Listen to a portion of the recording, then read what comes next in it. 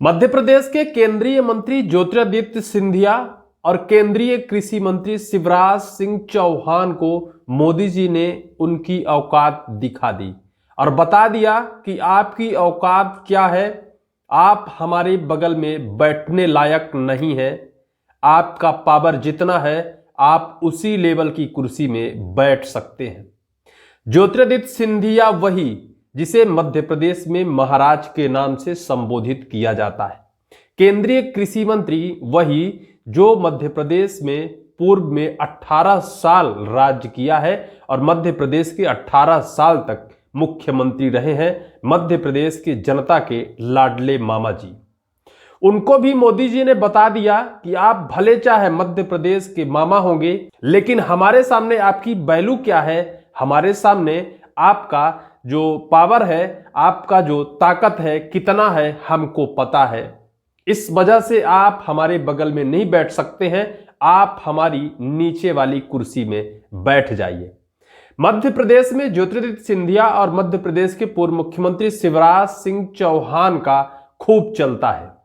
लोगों का मानना है कि मुख्यमंत्री मोहन यादव से ज्यादा ज्योतिरादित्य सिंधिया और शिवराज सिंह चौहान की बातें मानी जाती हैं और यहां के सत्ता में बैठे अफसर सिंधिया और शिवराज को ज्यादा मानते हैं। लेकिन बीते 2 दिनों के दौरे में आए देश के प्रधानमंत्री मोदी जी ने उनको उनकी औकात दिखा दी और बैठने की जगह भी बता दी।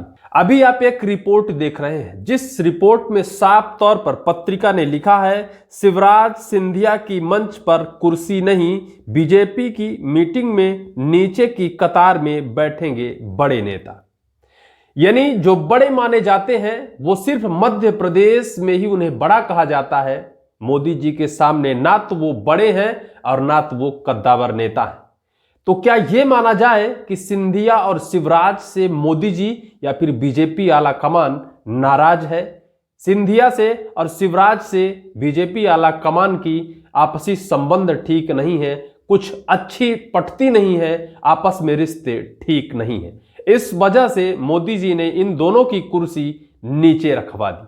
दरअसल बीते दिनों मध्य प्रदेश में मोदी जी का 2 दिन का दौरा था, जिसमें से शनिवार को मोदी जी ने मध्य प्रदेश के छतरपुर के बागेश्वर धाम में एक कैंसर अस्पताल का उद्घाटन किया। दूसरे दिन मध्य प्रदेश की राजधानी भोपाल पहुंचते हैं और रात में वो मध्य प्रदेश के भोपाल में ही अपना समय बिताते हैं। सुबह मध्य प्रदेश के भोपाल में ग्लोबल इन्वेस्टर समिट के आयोजन की शुरुआत होनी थी, जिसकी शुरुआत मोदी जी को करना था। ग्लोबल इन्वेस्टर समिट से ठीक पहले देश के प्रधानमंत्री मोदी मध्य प्रदेश के सभी विधायक, सांसद, कैबिनेट के मंत्री और केंद्रीय मंत्री से मुलाकात और मीटिंग करने वाले थे और उनको कुछ ना कुछ मंत्र देने वाले थे। अब मंत्र वो किस वजह से देने वाले थे? ग्लोबल इन्वेस्टर समिट को लेकर देना चाहते थे या फिर आने वाले विधानसभा चुनाव जो 2028 में होने वाला है उसकी तैयारी को लेकर देने वाले थे? ये तो साफ नहीं हो पाया, लेकिन बताया गया, जो आंतरिक खबरें निकल कर आई कि मोदी जी एक राजनीतिक चर्चा को लेकर यह मीटिंग की थी। उस मीटिंग के बारे में किसी विधायक और सांसद ने खुलकर बात भी बाहर आकर नहीं की। लेकिन उस इन्वेस्टर से पहले, उस इवेंट से पहले मोदी जी इन सभी विधायक और सांसद से मीटिंग करने वाले थे।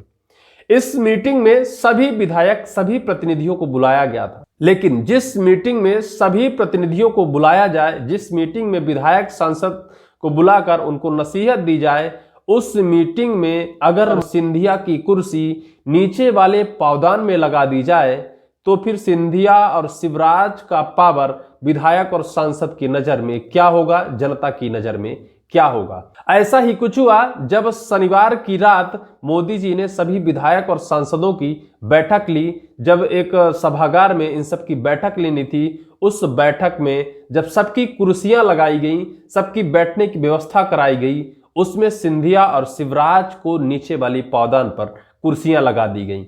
यही एक बात चर्चा का विषय बन गई कि क्या जिस तरह मध्य प्रदेश में सिंधिया और शिवराज को कद्दावर और पावरफुल नेता माना जाता है, वही कद्दावर नेता केंद्रीय आला कमान की नजर में नीचे वाले पावदान में बैठने वाले नेता हैं। इस रिपोर्ट की पूरी खबर लेकर आया हूं। पत्रिका क्या लिखता है, राजधानी में पीएम मोदी बीजेपी के सभी सांसद विधायक मंत्रियों से 1-to-1 चर्चा करेंगे। यह मीटिंग कुशाभाऊ ठाकरे सभागार में होगी, जहां मंच पर केवल 5 कुर्सियां लगाई गई हैं। मंच पर CM doctor Mohan Yadav, BJP प्रदेश अध्यक्ष बीडी शर्मा, प्रदेश के दोनों डिप्टी सीएम जगदीश देवड़ा और राजेंद्र शुक्ल बैठेंगे। इसके अलावा ऊपर कोई कुर्सियां नहीं है। डॉक्टर मोहन यादव, प्रदेश अध्यक्ष बीडी शर्मा और 2 डिप्टी सीएम और जो 5वें होंगे स्वयं प्रधानमंत्री मोदी होंगे। 5 कुर्सियां फर्स्ट पावदान में लगाई गई हैं। अन्य बड़े नेता, सांसद, विधायक साथ नीचे की कतार में बैठेंगे। पीएम के सभी केंद्रीय मंत्री शिवराज सिंह चौहान, ज्योतिरादित्य सिंधिया, वीरेंद्र कुमार खटिक, डीडी उइके, सावित्री ठाकुर, एल मुरुगन, जॉर्ज कुरियन मंच के नीचे पीएम से ठीक सामने बैठेंगे। मोहन यादव कैबिनेट के मंत्री भी यहीं राउंड टेबल पर बैठेंगे। सभागार के मंच के सामने 2 कतार में 40 कुर्सियां हैं और 32 टेबल लगाए गए हैं। हर राउंड टेबल में 5-5 कुर्सियां लगी हैं। कतार में आगे केंद्रीय मंत्री बैठेंगे। इसके अलावा बीजेपी के राष्ट्रीय सह संगठन महामंत्री शिव प्रकाश, क्षेत्रीय संगठन मंत्री अजय जामवाल, प्रदेश संगठन महामंत्री हितानंद शर्मा, एमपी बीजेपी के सभी प्रदेश महामंत्री बैठेंगे। इतनी ही बातें और यही सब प्रक्रिया के बाद सिंधिया और शिवराज को नीचा दिखाने का सिलसिला शुरू हुआ और मध्य प्रदेश में चर्चा का विषय बन गया कि क्या मोदी के सामने, मोदी की नजर में शिवराज और सिंधिया का क्या पावर है, ये साफ हो गया। क्या मोदी जी की नजर में शिवराज और सिंधिया का पावर नीचे वाले पावदान में है?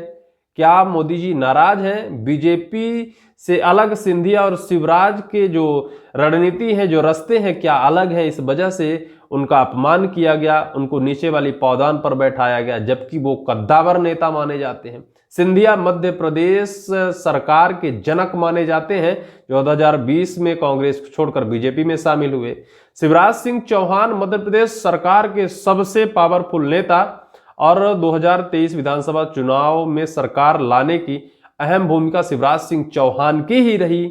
लेकिन शिवराज सिंह चौहान को नीचे वाले पावदान पर कुर्सी लगाने की आखिर क्या वजह मानी जा सकती है? शिवराज सिंह चौहान क्या इस बिहेव से, क्या बीजेपी आला कमान के इस निर्णय से क्या नाराज होंगे, खफा होंगे? अभी ये तो कोई बयान साफ तौर पर नहीं निकल कर आया है। लेकिन बीजेपी आला कमान शिवराज और सिंधिया दोनों के बीच के मतभेद इन सभी कारनामों से साफ तौर पर दिखाई देता है, जो मध्य प्रदेश की सियासत में चर्चा का विषय है।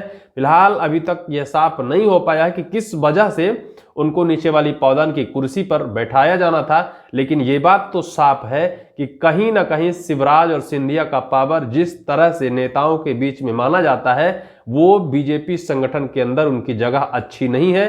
अच्छी नजरिए से बीजेपी संगठन के बड़े नेता नहीं देखते हैं।